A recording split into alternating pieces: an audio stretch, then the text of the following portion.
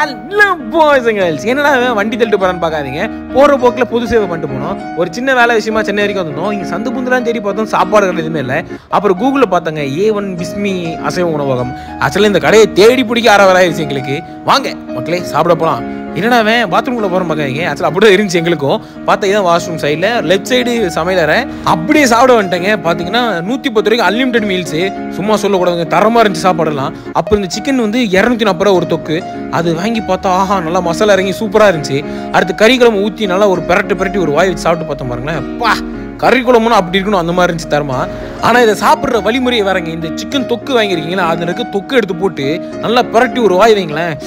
ஆஹா மனசு காரலையாக இருக்குங்க, செம்ம ஒர்த்தாக இருக்கும். அப்புறம் முட்டை எடுத்து சாப்பிட்டு பார்த்தேன், சரியா வேகலை கொஞ்சம். ஆமாங்க இது கொஞ்சம் வேகலை, பார்த்தீங்களா தெரியும். வா முடியலைங்க என்னால்.